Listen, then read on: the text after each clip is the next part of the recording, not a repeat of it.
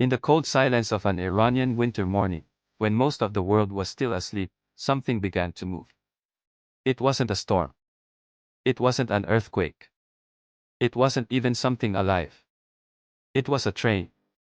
51 freight wagons, heavily loaded with sulphur, fertilizer, petrol, and cotton wool, somehow broke loose from their station.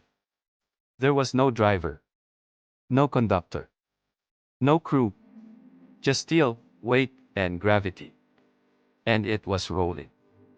The railway yard was quiet that night. The air was cold, heavy with the stillness that only winter can bring. Workers had secured the freight cars earlier, unaware that something had gone terribly wrong.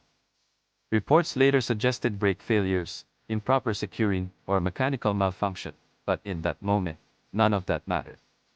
What mattered was that 51 wagons, carrying highly combustible chemicals, had started moving on their own. At first, the movement was slow. Almost harmless. The kind of thing that might go unnoticed. But the tracks ahead sloped gently downward. And gravity, patient and unstoppable, did the rest. The wagons gathered speed.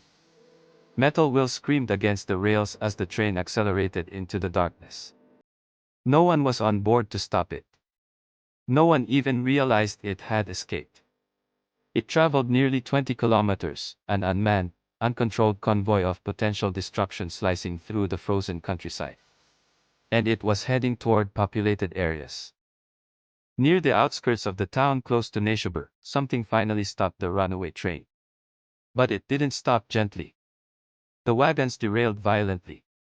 Steel twisted. Containers ruptured. Massive tankers slammed into each other with crushing force.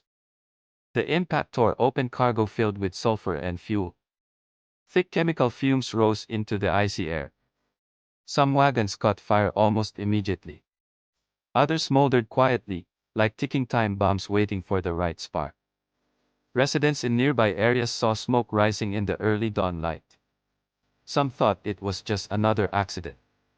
Railway mishaps, while uncommon, weren't unheard of. Emergency responders were called to the scene. Firefighters and rescue teams arrived quickly. Their goal was simple: extinguish any fires and prevent the chemicals from igniting further. But they were dealing with a deadly mixture. Sulfur burns intensely. Fertilizers can become explosive under high heat. Petrol vaporizes easily, creating invisible clouds of flammable gas. Cotton wool, though soft and harmless in appearance, is highly combustible. It was a chemical cocktail of devastation. Still, the responders worked bravely. Hoses sprayed water across the burning wreckage. Authorities attempted to cool the tanks and contain the fire. For a short while, it seemed manageable. They believed they could control it. They were wrong. At one point during the firefighting efforts, a sudden shift occurred. Heat built up inside one of the tankers carrying fertilizer and chemicals. Pressure increased rapidly. And then, the world split open. A massive explosion tore through the site with apocalyptic force. It wasn't just a blast. It was a shock wave. The explosion was so powerful that it flattened buildings in the immediate vicinity. The nearby settlement was almost entirely demolished. 3 surrounding towns suffered severe structural damage. Windows shattered kilometers away. Concrete cracked. Vehicles were flipped like toys. The sound was heard up to 70 kilometers away. The blast was so intense that seismic monitoring stations registered it as a 3.6 magnitude earthquake on the Richter scale. 4 people miles away, the ground literally shook beneath their feet. But for those close to the explosion, there was no warning. No time to run. Many of the victims were firefighters and rescue workers, the very people who had rushed in to prevent disaster. The horror didn't end with the first explosion. The chemical cargo continued to react. Additional smaller explosions erupted over the next hours, and even days. The wreckage remained dangerously unstable. The area became a zone of destruction. Flames consumed what remained of the wagons. Toxic smoke filled the air. Debris was scattered across wide distances. Families searched desperately for loved ones. Hospitals in surrounding regions were overwhelmed with injured survivors. Nearly 300 people lost their lives. Hundreds more were injured, many severely burned. Entire neighborhoods were reduced to rubble. In the aftermath, the landscape looked like something from a war zone. Homes were flattened. Walls were torn open. Roofs collapsed. Streets were covered in twisted metal and shattered glass. People who had woken up expecting an ordinary day found their world erased in seconds. Some victims had been watching the firefighting efforts from nearby rooftops, unaware of the danger. Others were inside their homes when the blast wave struck. The explosion showed no mercy.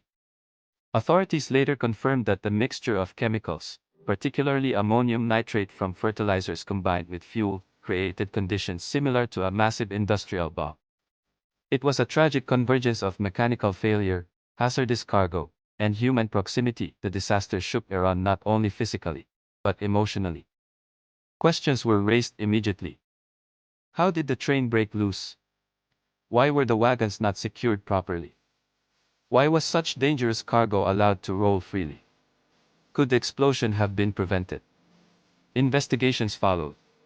Reports pointed toward braking system failures and improper safety procedures. Some suggested that stronger safety protocols might have prevented the runaway train entirely.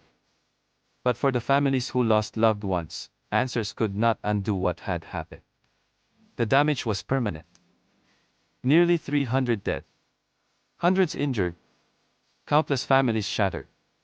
Many of those killed were first responders. Brave firefighters who had arrived believing they were protecting their community. Instead, they were caught in one of the most devastating industrial explosions in modern Iranian history. The psychological trauma lingered long after the fires were extinguished. Survivors spoke of the deafening sound, the heat, the pressure wave that felt like the sky collapsing. Some described it as if the air itself had turned solid and smashed into them. Children were left without parents. Parents buried their children.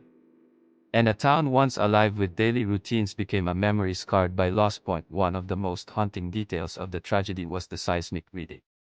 A 3.6 magnitude earthquake registered on the Richter scale. But there was no tectonic shift. No fault line rupture. It was pure human-made destruction.